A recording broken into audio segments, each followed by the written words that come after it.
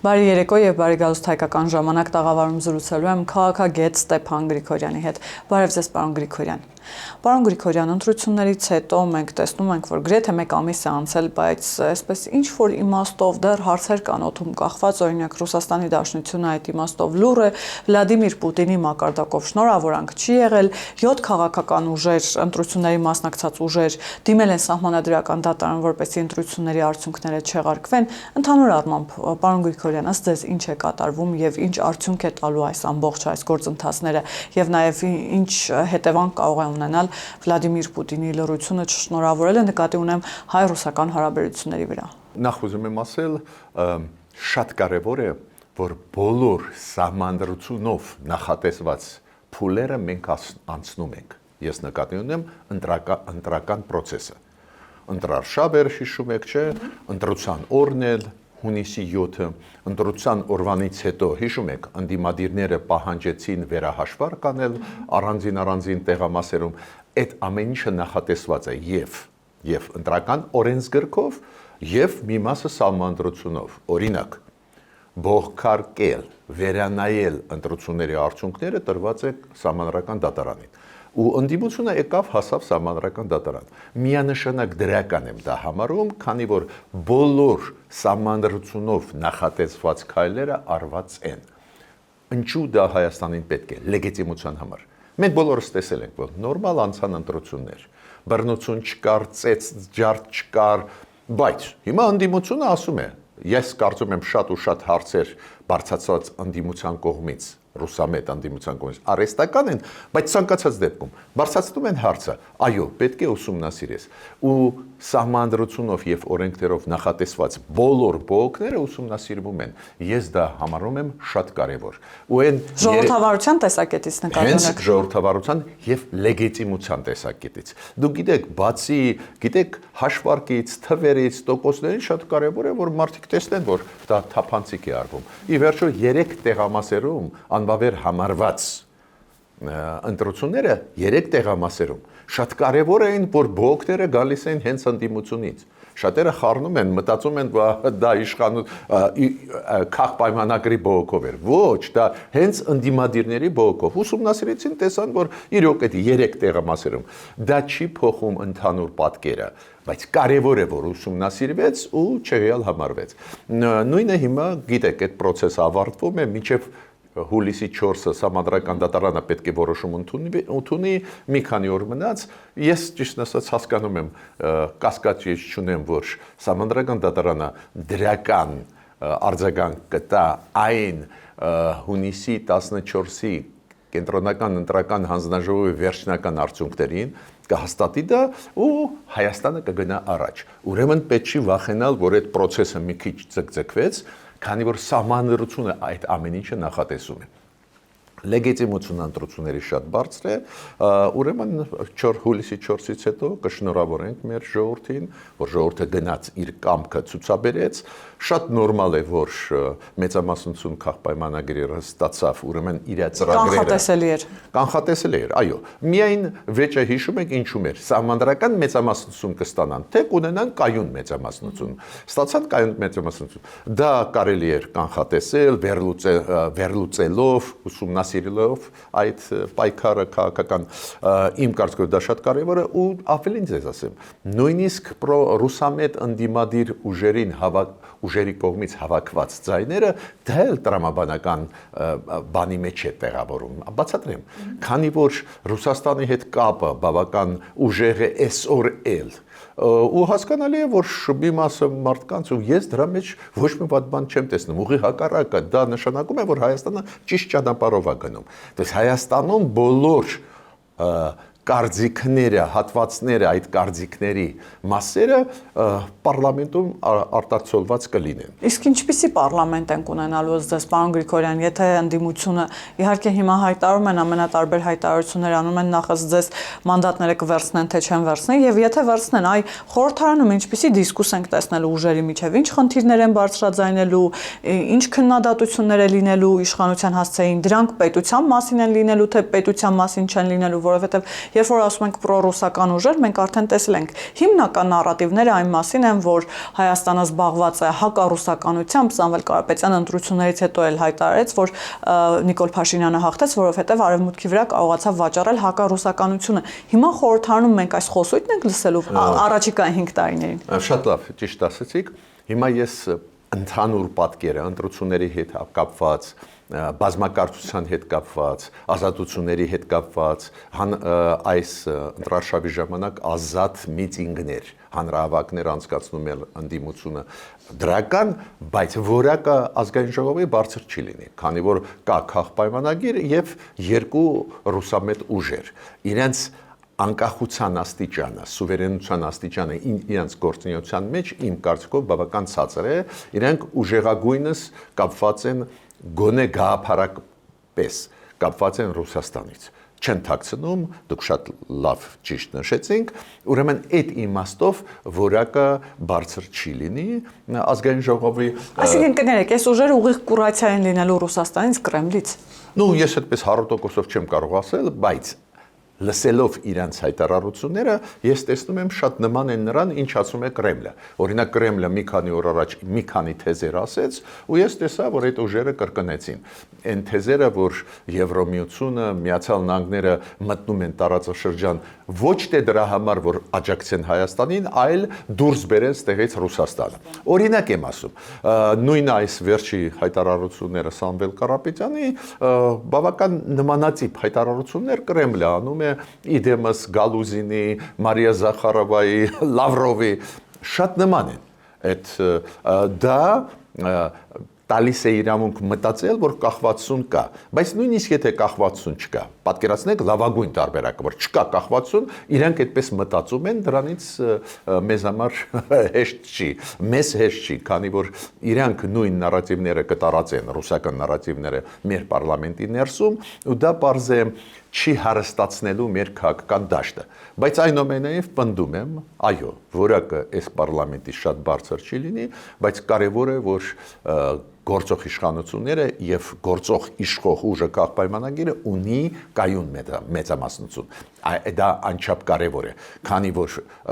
ազատ, հանգիստ որոշումները կընդունեն ու կգնա առաջ երկիրը։ Պարոն Գրիգորյան, կարող է ցինիկ հնչել հարցադրումներից, բայց այնուամենայնիվ Սամվել Կարապետյանը իրեն պարտված չի համարում, անգամ 3 լրագրողների հետ զրույցում հայտարարեց, որ կարող է սահմանադրական դատարանը, օրինակ հուլիսի 4-ին վճռել, որ վարչապետ դառնում է ոչ թե Նիկոլ Փաշինյանը, այլ ինքը, եւ հետո ասաց, եթե Վարդավանյանը մի քիչ գազ տա, դա հավանական տարբերակ է։ Խոսեց նաեւ այն մասին, որ Փաշինյանին հեռացնելու գաղտնի պլան ունեն, գնալու են միջև վերջ գնալը էլի Փաշինյանին հեռացնելն է, կգեներացնեն եւ մի օր իրենց ընտրողներին դուրս կհանեն փողոց, որովհետեւ 340,000 ընտրող ունեն։ Եվ այսպես շարունակ, պարոն Գրիգորյան, նախ լուրջ են նման հայտարարությունները մի մարդու կողմից, ով հավակնում էր դառնալ վարչապետ, արդեն կառավարության նիստեր էր իրականացնում, թե ամեն դեպքում այս խոսույթով եւ այս թեզերով առաջիկա 5 տարիներին փորձելու են սնել սեփական, այսպես ասեմ, էլեկտորատին։ Նախ իրանք կվերցնեն մանդատները, կհիշեք իմ խոսքերը։ Հանգիստ կգնան, կվերցնեն մանդատները, կլեգիտիմացնեն ընտրությունները, բավական խելոք կպայեն, կհիշեք իմ խոսքերը։ Երկու ֆրակցիաները եւ Արմենիա դաշինքը եւ Ուժեղ Հայաստան կվերցնեն մանդատները։ Այս դեպի հայտարարություն ես տեղ գումարեմ շատ հետաքրքիր բան 300,000 ինչ որ առանձնահատուկ թիվ է Սամվել Կարապետյանի համար, հիշում եք 300,000 ադրբեջանցիներին ուզում են վերադարձնել, երեք ինքը ասեց, որ 300,000 ձայն մեզանից խլեցին։ Ինչու հենց 300,000 ձայներ, հենց 300,000 ադրբեջանցիք պետք է վերադարձնեն, չեմ հասկանում, կասկած ես չունեմ, որ տարբեր են այդ թվերը, նույնիսկ եթե հավատալ այս ձևի նարատիվներին, խոսույթներին, ես անկեղծ ես ասեմ, իմ կարծիքով ուղղակի Սամվել Կարապետյան չի զգում մեր քաղաքական մթնոլորտը քաղաքական դաշտը չի զգում տրամադրությունները մեր հասարակության, քանի որ այս ձևի բաներ ասել, որ կարող է սահմանադրական դատարանը փոխել որոշումը։ Դե ասում է Վարդավանյանը գազտա, ես կդառնամ վարչապետ։ Հա, դե ինչ կարող է անել Վարդավանյանը, եթե Նիկոլ Փաշինյանի կուսակցությունը, Նիկոլ Փաշինյանը հավաքեցին 700,000 ձայներ, մոտավորապես 2 անգամ ավել, քան թե իրանք հավաքեցին։ Ինչ գազ տալով դու կարող ես այդ տարբերությունը 400,000-ի տարբերությունը փակել։ Ես ուղղակի չեմ պատկերացնում։ Բայց դա նշանակում է, որ իրոք այդ մարդը չի հասկանում քաղաքական այդ պայքարից, իդեպ ասեմ ձեզ, որ ես պարլամենտի ներսում չեմ բացառում փոփոխություններ, բացատրեմ ինչու։ Եթե դուք նայեք ցուցակները, առաջին մասը ցուցակները Արմենիա դաշինքի մարդիկ ում ճանաչում եք։ Կարող է սկզբունքային տարաձայնություններ ես ունեմ իրանց հետ, բայց գոնե ճանաչում ենք, ինչ որ ելույթներ են ունենում, բան, բայց Սամվել Կարապետյանի ցուցակում, բացի Նարեկ Կարապետյանից, ուրիշ միգուցե մեկին էլի ճանաչում եք։ Այն 28-29 հոգու մյուս ոչ ոք չի ճանաչում։ Ու ես չգիտեմ ոնց են իրանք պայելու։ Այդ մարդիկ ունակ են պայքարել, գիտեն ինչ է քաղաքական պայքարը։ Միգուցե նույնիսկ լավ մարդիկ են, բայց քաղաքական դուք գիտեք, այդ ցուցակները այդ լուրջ բան է, ցույց է տալիս դու ունես քաղաքական թիմ թե ոչ, ուրեմն ժամանակը ցույց կտա ինչ զարգացումներ կլինեն, կարող է իրանք հրաժարվեն այդպես կույր լսել Ռուսաստանին կամ լսել ինչ են ասում Կրեմլում ու կրկնել կարող է հրաժարվեն, ես դա չեմ բացառում, օրինակ ես իրանց մի խորհուրդ կտամ։ Դու գիտեք Վուչիչը, Սերբիայի նախագահան հրաժարական է տալիս։ Հայտնի է, որ Եվրոպայում մենակ մի երկիր կա կոշտ պրոռուսական ղեկավարություն ունեցող։ Կան երկրներ, որ խաղում են, ասենք Հունգարիայի հիշում եք Օրբանը, բայց կոշտ մենակ Վուչիչն էր, նախագահ Սերբիայի։ Հիմա ինքը հրաժարական է տալիս։ Հիմա ասեմ ինչի է հրաժարական տալիս, անընդհատ Պուտինը ասում է ախպեր, ես քեզ կաջակցեմ, ինչ ուզում ես արա։ Հիմա ինքը տեսավ, որ մեկուսացած է, գցեց իրան Պուտինը։ Ոնց գցեց Պուտինը, հիշում եք Ասադին, Սիրիայի նախագահին, ոնց գցեց Պուտինը Ղարաբաղի հայերին, հա։ Ինչ եմ ուզում ասել։ Ես իրանց ինչ եմ առաջարկում, դարձեք իսկական հայկական ուժեր։ Սկսեք մտածել Հայաստանի տեսանկյունից։ Այսինքն Պուտինը իրենց էլ է գցելու, ըստ ձեզ։ Չէ, իմ կարծիքով գցեց։ Արդեն գցել է։ Արդեն գցել է, այո։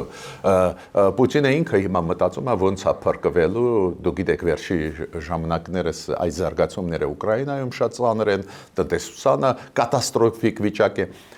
Ռուսաստանը միակ երկիրն է, որը ունի այդքան շատ գազ, նավթ, բենզին, այդքան շատ, որ ամեն մի շնչի վրա ընկնում է ֆանտաստիկ ծավալ։ Բայց հիմա դուք տեսնում եք դեֆիցիտ է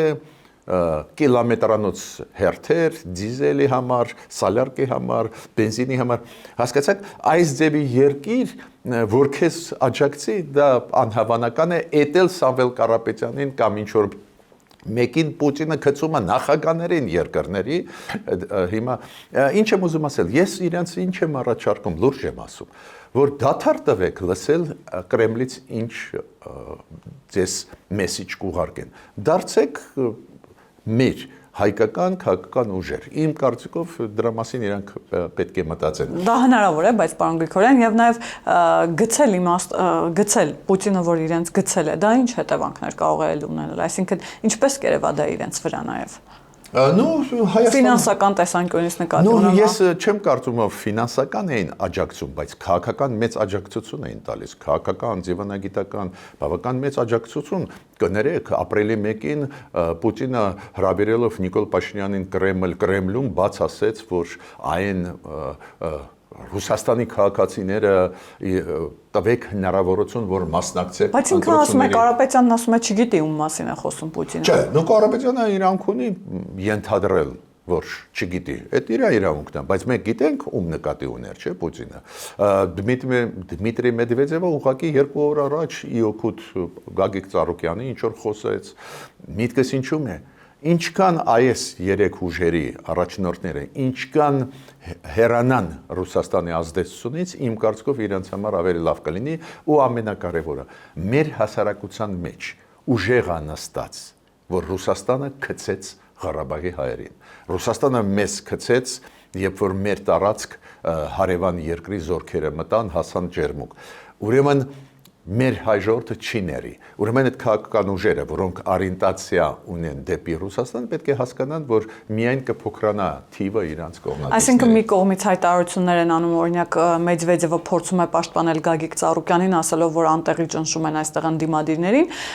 Պուտինը խոսում էր Սամվել Կարապետյանի մասին, բայց մյուս կողմից ձեր կարծիքով թե Սամվել Կարապետյանին, թե Ռոբերտ Քոչարյանին, թե Գագիկ Ծառուկյանին գցել են։ Գցել են միանշանակ ու ոչ մի բանով չեն կարողանալու աջակցել։ Կհիշեք իմ խոսքերը, քանի որ առանձին այս դեմքերի դեմ հիմա քրեական գործեր են հարուցվում, կենտրոնական ընտրական հանձնաժողովը քայլ առ քայլ տալիս է իրավունք քրեական գործի վառույց սկսել, կտեսնեք, ոչ մի բանով Ռուսաստանը չի աջակցի, դա կոչվում է գցելը։ Իրանց օգտագործում են, որ իրանք ներսում պայքարեն իշխանությունների դեմ, որ թույլ չտան, որ իշխանությունը բազմաբևեր քաղաքականություն վարի կամ բալանսավորվող, իրենց օգտագործում են, բայց իրենց չեն պաշտպանում։ Բայց ինչու հենց այս երեք ուժերի առաջնորդները Ռոբերտ Քոչարյանը, Գագիկ Ծառուկյանը, Նարեկ Կարապետյանը ուժեղ Հայաստանի առաջին համարը փորձ արեցին ընտրություններից անմիջապես 2-3 օր հետո լքել երկիրը կամ ինչ-որ նպատակով այցելել մեկ այլ երկիր, Ռոբերտ Քոչարյանի դեպքում դա Ռուսաստանի Դաշնությունն էր, ասաց, որ պիտի այնտեղ անձնական այց ուներ, ինչով էր սա պայմանավորված։ Ես չեմ պատկերացնում ինչ անձնական հարց կարող է լինի անմիջապես ընտրություններից հետո հաշվի առնելով, որ այդ ուժերը, որոնք երեք ուժերը, որոնք այս մարտի գլխավորում են, այդ երեք ուժերը ունեն վեճ իշխող ուժի հետ, չէ՞, լուրջ վեճ, իրանք կասկածի տակ են դնում արդյունքները, Ծառուկյանի դեպքում ավելի լուրջ է։ Բարգավաճ Հայաստանը պնդում է, որ իրանք անցան, այնտեղ 100 ձայնի տարբերությունը պակասել են եւ այլ, ու իրանք բերում են ինչ-որ փաստարկներ, ինչու իրանք պետք է դուրս գային։ Ես այդտեղ պետք է ասեմ, որ իմ կարծիքով ուղղակի առանձին դեպքերում մարդիկ չեն զգում գլխավոր զարգացումները երկրի ներսի։ Մեր ժողովուրդը, եթե նախկինում մարդը ուզենար ղեկավարը Հայաստանի ընդդիմության ղեկավարը ուզենար Ռուսաստան գնալ, նախկինում դա բացասական չէին ընկալի։ Իմ կարծիքով իրանք չեն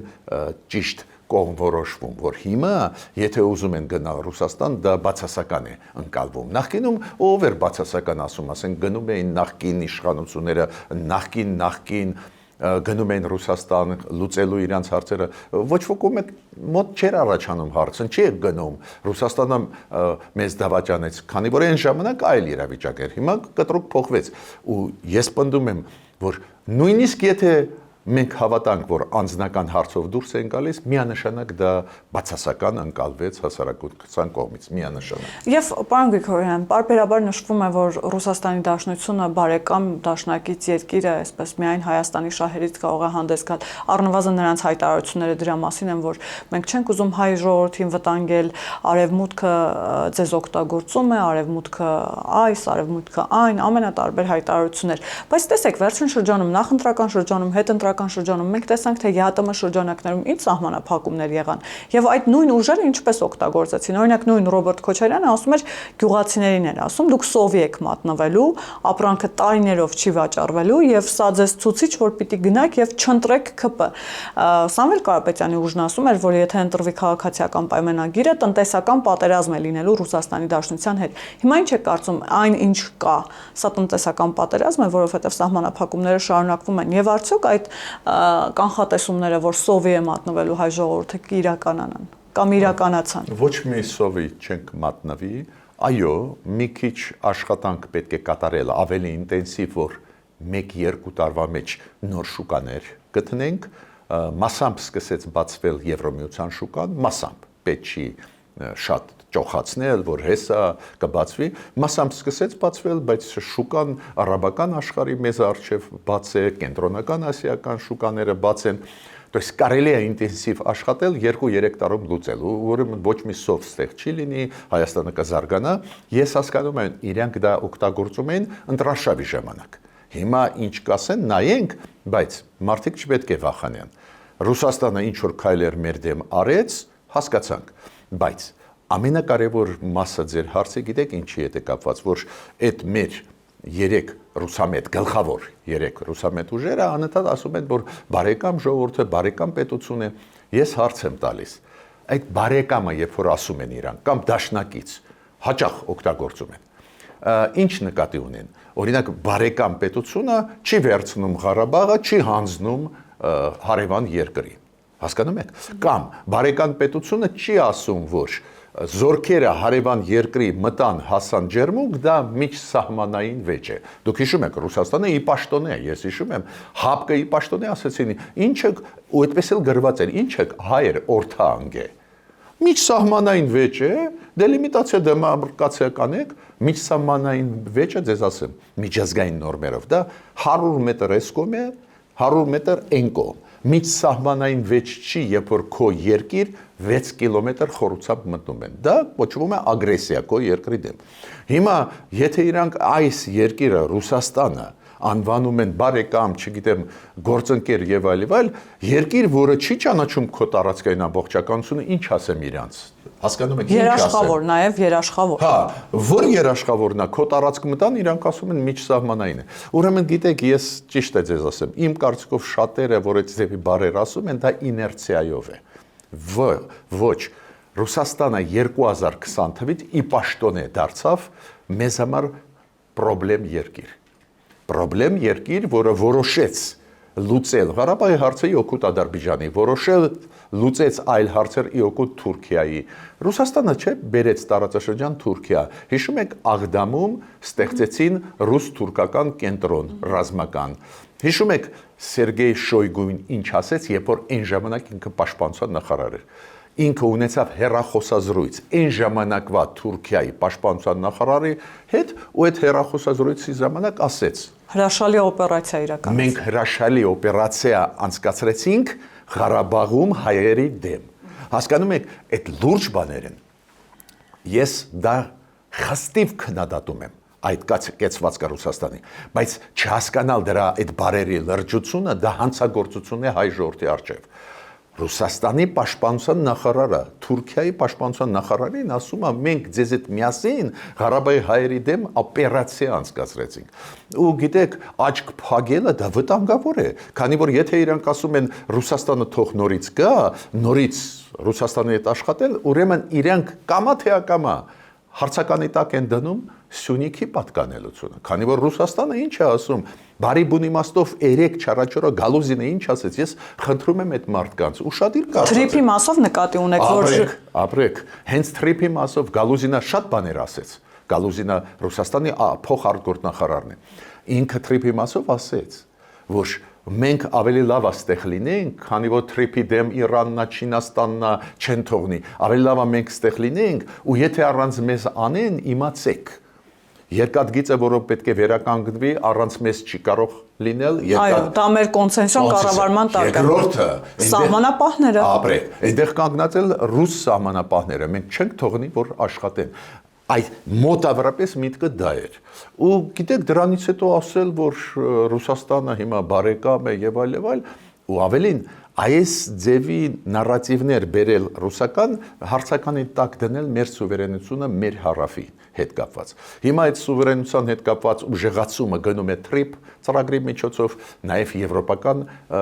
ծրագրերի միջոցով։ Ինչի եք դեմ, ես այդ բանը չեմ հասկանում։ Ինչի եք դուք դեմ։ Պարոն Գրիգորյան, շատ հետաքրքիր է, որ Ռուսաստանից եկող հայտարարությունները հիմնականում այն մասին են, որ իրենք ինչ որ իմաստով պատժում են Հայաստանի Հանրապետությանը, որովհետև Հայաստանը թշնամական ըստ իրենց նարատիվների եւ ըստ իրենց խոսույթի թշնամական գործողություն է դրսևորում, երբ Եվրամիության հետ մտերմանում է, իսկ Եվրամիությունը Հայաստանին օգտագործելու է միանշանակ Ռուսաստանի Դաշնության դեմ։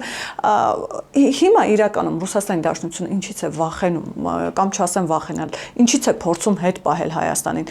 Դա իսկապես խնդիր է Եվրամիություն գնալն է, որովհետև մենք գիտենք, դա երկար ճանապարհ է, դա տարիներ է պահանջում։ Հիմա այս փուլում ո՞րն է իրենց գլխավոր մտահոգությունը։ Թրիփն է, խաղաղության գործընթացն է։ Մի քանի գործոններ կան, մեկ գործոնի մասին անպայման ուզում եմ ասել ձեզ։ Դու կարող եք ասել, Ստեփան, լավ հասկացանք, թրիփը անում ենք,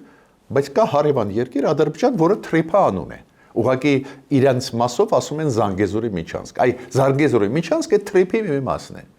Այդ ինչու չկա կոմպանիա Ադրբեջանի դեմ։ Կամ դուք գիտեք, որ այս մի երկու օր է, որ Ղազախստանը ստորագրեց Եվրոմիության հետ 10 միլիարդանոց պայմանագիր ու ինձ հավատացեք, մոտավորապես 10 անգամ ավելի մեծ ծավալի համագործակցություն Ղազախստանը այսօր ունի մեր համեմատ։ Դուք կարող ասել, ոնց մենք գնում ենք Եվրոմիություն, բան, այո, գնում ենք, հիմա որ ծավալը համագործակցության համեմատեք, 10 անգամ ավելի շատ Ղազախստանը։ Ինչու Ղազախստանի դեմ չեն խոսում։ Իսկ ինչու։ Ես կարծում եմ դրա հետ է կապված, որ Ռուսաստանը չի ճանաչում մեր անկախությունը, Ռուսաստանը էլի մեր տարածքներով ուզում է լուծել իր հարցերը, գիտի որ չի կարող փոկել մի բան Ադրբեջանից, Ադրբեջանը ունի դաշնակիցներ Թուրքիա, Պակիստան, Իսրայել, Ղազախստանը չի կարող փոկել, քանի որ կա Չինաստան, թույլ չի տա, որ Ղազախստանի մենք իրենց տեսանկյունից անտեր ենք։ Ու դա է պատճառը, որ այս կոմպանիան տանում է։ Ու ես պնդում եմ բոլոր քաղաքական ուժերը Հայաստանի, պրոեվրոպական, պրոռուսական, պրոչինական, պրոիրանական նշանակություն չունի։ Այս հարցով պետք է մտահոգված լինեն, որ Ռուսաստանը չի ճանաչում մեր անկախությունը։ Ու իր քայլերը դրա հետ են կապված։ Թե չէ դուք ես կարող եմ ձեզ հարցնել, ինչու՞ է խնդրեմը Եվրոմիության հետ անդամ դառնալը դա 15 տարվա պերսպեկտիվա է լավագույն դեպքում, քանի որ ստանդարտները հասնելը այդ երկար դժվար ճանապարհ է։ Այո, կառավարությունը լավ էլ աշխատում է, մենք ողջունում ենք, բայց այդ երկար ճանապարհ է։ Այս ինչ օրթա անգակ, դա ինչի հետ է կապված, որ իրենք ուզում են փոկել, ասենք Սյունիքը մեկի վրա ծախել, որ Ռուսաստանի հիմա անհաջողությունները շատ ծանր վիճակ է, Ուկրաինան հաջող հակառվածներ է տալիս, որ այդ անհաջողությունները փակեն։ Դուք հիշում եք, ինչի հետ էր նաև կապված Ղարաբաղի հարցը, որ այս ձևի լուծվեց։ Քանի որ Թուրքիան ասեց, Ռուսաստան, դու ինչ ես ուզում։ Լուծի իօքուտ Ադրբեջանի Ղարաբաղի հարցը, դու ինչ ես ուզում։ Ռուսաստանը ասեց, ՆԱՏՕ-ում խնդրեմ ստեղծի ու S-400-ը առ, S-400-ը հակաօդային համակարգ էր։ Դրանով Թուրքիան թույլատրեց ՆԱՏՕ-ի հակաօդային համակարգ, այդ հայտնի բան է։ Դուք գիտեք հիմա ինչ արեց Թուրքիան։ Հիմա ծախում է S-400-ը։ Դες Թուրքիան ժամանակավորապես լուծեց հարց իօքուտ Ռուսաստանի։ Ռուսաստան ստրատեգիան զիջեց Հարավային Կովկասում, կոպիտ ասած Ղարաբաղը տվեց մյուսին, ուրիշին։ Հիմա Թուրքիան դավաճանեց։ Պարոն Գրիգորյան, բայց այստեղ էլ մի հատ դիլեմա կա, որովհետև մենք բարբերաբար խոսում ենք ռուս-թուրքական այդ համագործակցության մասին, հիշեցիք Շոյգուի հայտնի հայտարարությունը հրաշալի օպերացիայի հետ կապված, բայց Հայաստանում չմոռանանք, որ ռուսական ռազմաբազա կա, որի նպատակը Հայաստանը Թուրքիայի ագրեսիայից պաշտպանելն է։ Հիմա անիմաստ չի ստացվում այս ռազմաբազայի ներկայությունը Հայաստանի Հանրապետությունում, եւ սա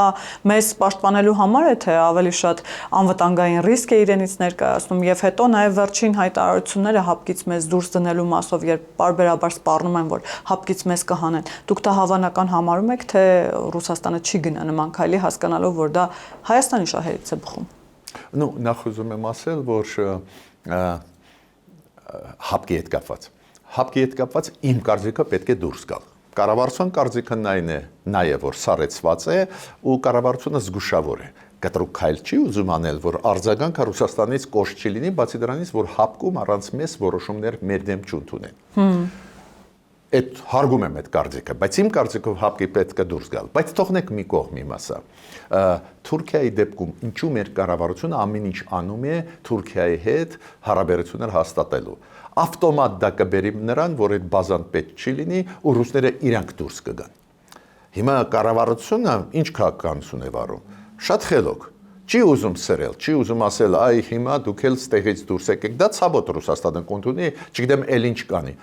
Հիմա Թուրքիայի հետ կբացվեն սահմանները, հանգիստ իր այդ ռազմաբազան ոչ ոքի պետք չի լինի։ Բացի դրանից ասեմ, այդ ռազմաբազան, եթե Աստված ոչ անի խնդրեմ լինի, մեզ չի աջակցի։ Ոնց ռուս խաղաղապանները չաջակցեցին ղարաբաղցիներին։ Չաջակցեցին, չէ՞, խնդրեմ եղավ, չաջակցեցին։ Նույնը ստեղ կլինի։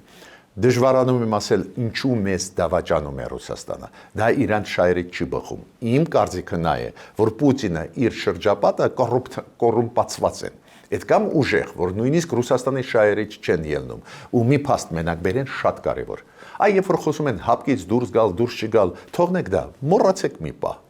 Ով է Հարավային Կովկասի երկրներից հապկում։ Ոչ ոք, բացի Հայաստանից։ Վրաստանը, Ադրբեջանը վաղուց է դուրս եկան 1997 թվին։ Ուրեմն Ռուսաստանը հարավային Կովկասում հենարան ունի միայն Հայաստանի շնորհիվ ու դավաճանեց մեզ ուրեմն դու պետք է պատժես իրանց դու պետք է դուրս գաս վերջնականորեն որ Ռուսաստանը այստեղ հենարան չունենա ու քեզ չճնշի դա մեզ մեր սխալը չի այ դուք շատ լավ ասեցիք Նիկոլ Փաշինյանին մեղադրում ենք հակառուսական ոչ Նիկոլ Փաշինյանը պատրաստ է սորել Ռուսաստանի հետ աշխատել։ Ռուսաստանը չի ուզում։ Հիմա ինչու իրանք դավաճանում են, չգիտեմ, իմ կարծիքը նա է, որ կոռուպցիան շատ ուժեղ է, ասենք փող վերցնում են, օրինակ Ռուսաստանի, շատերը չգիտեն, քանի որ աշխատել եմ, Ռուսաստանի գեներալները իրոք նորմալ մարդիկ են շատերը։ Շատ են սիրում սև խավիար։ Իրոք շատ են սիրում իրենց երեխաներին ուղարկել Ամերիկա, Եվրոպա սովորելու, բայց դրա համար փող է պետք։ Ու ես չեմ բացառում, որ լավ էլ փող իրանց տվեցին, դրա համար այդպես լուծվեց նույն Ղարաբաղի հարցը։ Ես ոչ մի բան պետք չի բացառել։ То есть կարծես թե Ռուսաստանը պետք է հակառակը կարճել Հայաստանից, որ Հայաստանը մնա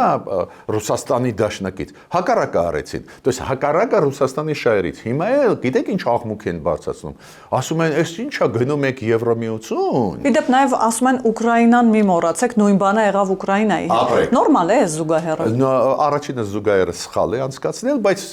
վախացնում են։ Ես էլ ասում եմ, բայց դուք մեզ դավաճանեցիք։ Այս շատ կարևոր է, որ մենք բոլորս տարբեր քաղաքական ուժեր, նույնիսկ այն ուժերը, որոնք քննադատում են Նիկոլ Փաշինյանին, այս բանը ասենք Ռուսաստանին, մեզ չես խափի։ Նիկոլ Փաշինյանը ուզում էր ձեզ հետ աշխատել։ Ուզում էր, դուք մերժեցիք։ Ինչու։ Կարող է ձեզ մոտ կոռուպցիա է, կաշառեցին, հիմա ուզում եք էլի մի բան ծախել Հայաստանի տարածքներից, բայց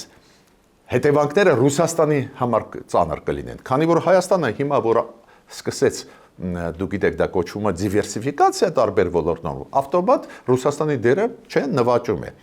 նվազում է։ Այս նվազումը մենք մեղավոր չենք։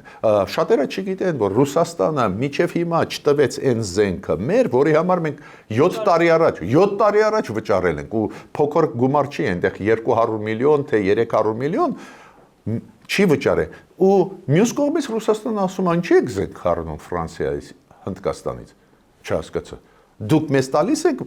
մեր փողի դիմաց տալիս եք, ասում են չէ։ Դե ուրեմն մենք գնում ենք դիվերսիֆիկացիայի։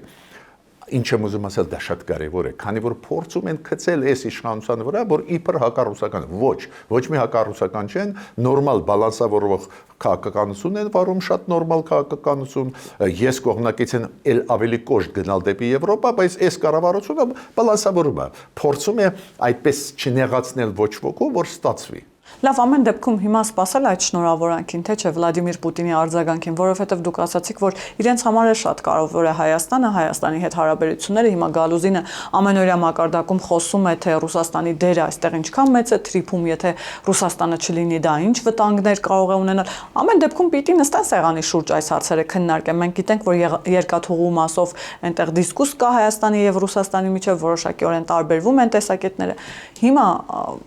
հայտնի հանդիպման մասին խոսել է վարչապետը դեռևս նախընտրական շրջանում, որ Վլադիմիր Պուտինի հետ հանդիպելու է։ Մենք տեսնում ենք, որ հանդիպումը ուշանում է, շնորհավորանքը ուշանում է։ Դրան պետք է սпасել, թե պետք չէ սпасել եւ հարաբերությունների վրա դա կարտացոլվի։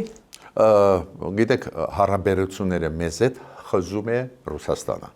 Ավելին ուզում են հանել մեզ հապկից, քանի որ հապկում առանց մեզ քվեարկությամբ կարող են հանել։ Յատամույն չեն կարող, խաղի կանոնները այդպես են։ Ուզում են ստեղ հանել, իրանք են խզում, իրանց է խնդրեմը, պետք չի սпасել, քանի որ լեգիտիմությունը մեր ընտրությունների ապահովում է հայ ժողովուրդը։ Երկրորդը Եվրոմիությունը, արաբական աշխարհը։ Արաբական աշխարհը բոլորը մեզ շնորհավորեցին։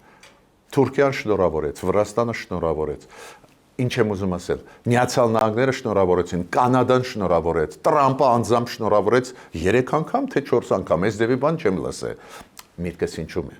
Աշխարհը լեգիտիմությունը ճանաչեց, գումարած նրան, որ գլխավոր լեգիտիմությունը ապահովող հայ ժողովուրդն է։ Ուրեմն Ռուսաստանի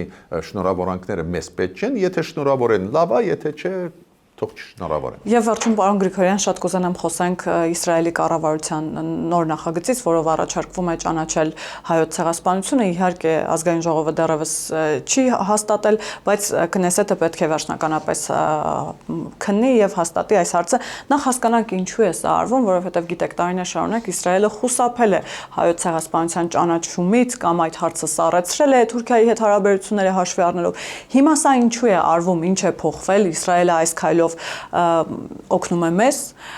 հարվածում է Թուրքիային կամ փորձում է վնասել Թուրքիային, թե փորձում է ինչ-որ իմաստով սա ուղղված է նաև միջազգային հանրությանը հաշվի առնելով Գազայում տեղի ունեցածը։ Հասկանանք ինչու է սա տեղի ունենում, ինչ է տեղի ունենում եւ նաև Թուրքիայի եւ Ադրբեջանի արձագանքին անդրադառնանք։ Պարզել սա քաղաքական process է։ Պարզել սա քաղաքական process է։ Դա է պատճառը, որ Նիկոլ Փաշինյանը արձագանքեց, ասեց մենք չենք ուզում պաշտոնական դիրքորոշում ցուցաբերել ու միտքը նա էր ես իմ բացատրությունը տալիս են Նիկոլ Փաշինյանի արձագանքի, որ ստեղ կա քաղաքական process, հակասություններ, քաղաքական պայքար ու այդ գործիքը օգտագործվում է։ Այսինքն սա մեր մասին չի, այն որ Իսրայելը դա ուզում է ճանաչել։ Այո, պաշտոնական Հայաստանը չարձագանքեց, բայց Նիկոլ Փաշինյանը որպես վարչապետ ինչ որ մեկնաբանություն տվեց։ Ես բավարար եմ, բայց ես հիմա խոսում եմ ձեզ հետ որպես հայ փորձագետ։ Ես ասում եմ մեզ համար դա դրական է։ Ինչու մեզ համար դա դրական է։ Ոչ միայն որ արդարությունը հաղթում է, ի վերջո Իսրայելը լուրջ երկիր է ու ճանաչելով հայոց ցեղասպանությունը հաշվի առնելով որ ամբողջ աշխարհը ուզած ճանաչեց Հոլոկոստը ու հիմա Իսրայելը ասում է այո, այ Հոլոկոստի պես բաներ այնտեղ ցեղասպանություններ, դա շատ դրական է մեզ համար։ Ես ուրիշ նույն պրագմատիկ տեսանկյունից եմ նայում։ Թուրքիան սպառնում է անընդհատ Իսրայելին ու վերջի 2-3 հայտարարությունները Էրդողանի գիտեք ինչ են, որ մենք ձեզ կոչնչացնենք դրա պատճառով որ դուք ցեղասպանություն կատարեցիք Գազայում, հա, բայց ինքը ասում է մենք ձեզ կոչնչացնենք։ Ուրեմն Իսրայելը պատասխանեց։ Այդ առաջի բաղադրիչն է։ Դա կբերի նրան, որ Թուրքիան պետք է ապացուցի աշխարհին, պետք է ապացուցի, որ Հայաստանի հետ նորմալ հարաբերություններ են, որ այն ինչ կար պատմության մեջ հիմա հարթեցված է։ Դա է պատճառը, որ այս ճանաչումը կբերի նրան, որ Թուրքիան շատ հավանական է, որ կբացի սահմանը մեզ հետ ձևնագիտական հարաբերություն կհաստատի։ Այսինքն կարագացվեն հարաբերությունները, կարգավորումը հայ-թուրքական կարագացնի, որ ասի Իսրայել, դու ճանաչեցիր, այդ քաղաքական քայլ էր, բայց մենք հայերի հետ լեզու գտնում ենք։ Այդ շատ կարևոր է։ Իմ կարծիքով Թուրքիան կարող է նույնիսկ ասի Ադրբեջանը, այդ քո արգելքը, որ մենք բացենք սահմանը, մոռացի։ Ու երկրորդը, ել ավելի կարևոր մեզ համար։ Ակնհայտ է, Ադրբեջանը տեսակ ինչ ցավոտ արձագանք տվեց, ավելի ցավոտ, քան թե պաշտոնական Անկարան։ Ադրբեջանը շատ ցավոտ ու ասեց, մենք առաջարկում եմ ձեզ փոխել որոշումը, հետ կանգնել այս ճանաչումից։ Ադրբեջան-Իսրայել ռազմատեխնիկական համագործակցությունը հայտնի է բոլորիս համար, բավական լուրջ աշխատանք է, միանշանակ կսարեցվեն այդ հարաբերությունները։ Ադրբեջանը չի ների, քանի որ Ադրբեջանը ագրեսիվ է։ Իրենց քաղաքականությունը բավական ագրեսիվ է։ Իրանք շատ ցավոտ են արձագանքում պատմական հարցերին, այլ հարցերին, Ղարաբաղի հարցին, նույնիսկ բառը ասում ես Ղարաբաղ, իրանք նեղանում են։ Մինչդեռ եղել է խնդրեմ, չէ՞, օրինակ ես մեծ կողմնակից են խաղաղության այդ process-ի Ադրբեջանի հետ չեմ ཐակսում, շատ լավ է, որ կառավարությունը տանում է։ Հիմա պնդում են պետք է շարունակել համագործակցել Ադրբեջանին, բայց իրանք մասին է խոսքը։ Իրանք շատ ցավոտ են ընդունում, նույնիսկ տերմինոլոգիան։ Ասենք Լեռնային Ղարաբաղ օգտագործում ես, իրենք process դեպ գրում։ Լեռնային Ղարաբաղը օֆիցիալ եղել է, ես դրա հետ ոչ կապ չունեմ։ Բոլշևիկները հիմնեցին Լեռնային Ղարաբաղ ինքնավար մարզը։ Հասկանում եք, այդ ես կապ չունեմ, բայց նեղանում են, ասում են խի եք ասում Լեռնային Ղարաբաղ։ Իրանք այդ պատմական էջերին շատ ցավոտ են ընդունում, շատ ցավոտ են ընդունում ցեղասպանության հարցը, քանի որ դա հարվածում է Թուրքիային, Թուրքիան էլ իրանց հովանավորն է։ Միտքս ինչու՞մ է։ Հիմա պատկերացնում եք այս ճանաչումը կբերի սարեցման Իսրայել-Ադրբեջան հարաբերություն։ Ուրեմն այստեղ հետևանքները դրական կլինեն նաև տարածաշրջանային կոնտեքստով, բայց մեկ դրականը միանշանակ, որ ճանաչվեց հայոց ցեղասպանությունը հերթական երկրի կողմից, էտել ազդեցիկ Իսրայելի պես։ Եվ որքանով ճիշտ հասկացա ձեզ, մի կողմից դա բերում է սառեցման Ադրբեջան-Իսրայել հարաբերություններում, մյուս կողմից մեր համար ինչ որ դրական դինամիկա է ստեղծում, Թուրքիան կարող է ավելի շտապողական լինել Հայաստանի հետ կարգավորման առումով։ Միանշանակ, քանի որ Թուրքիան պետք է ցույց տա, որ Իսրայել խիես մեջ ընկնում, հայ-թուրքական հարաբերություն, խիես Իսրայել մեջ ընկնում։ Տեսար մենք հայերի հետ լեզու գտնում ենք։ Հասկացաք։ Թուրքիան հիմա կյանքի պես է պետք։ Ու հասկանում եք, եթե դա այս ճանաչումը աներ սովորական երկիրը, նորմալ երկիրը, ես կասեի, հա, լավ է, բայց Իսրայելը, մարդիկ չեն հասկանում ինչի մասին է խոսքը։ Իսրայելն է անում։ Ամերիկայի նախագահն Մերձավոր Արևելքում շարժվում է Իսրայելի ցուցմունքներով, այդ մեծ գաղտնիք չի։ Հենց ցուցմունքներով ինչ ասում է Նետանյախուն, անում է Թրամփը։ Ու դա հասկանալի է, քանի որ ամենավստահելի իրանց դաշնակիցը դա Իսրայելն է։ Արաբական աշխարհում կան երկրներ, Սաուդյան Արաբիան, Էմիրատներ, որ Քուվեյթը լավ են ամերիկացիների հետ, բայց դուք ինձանից լավ գիտեք, իրանք վաղը կարող են կարծիքը փոխել, բայց Իսրայելը միակ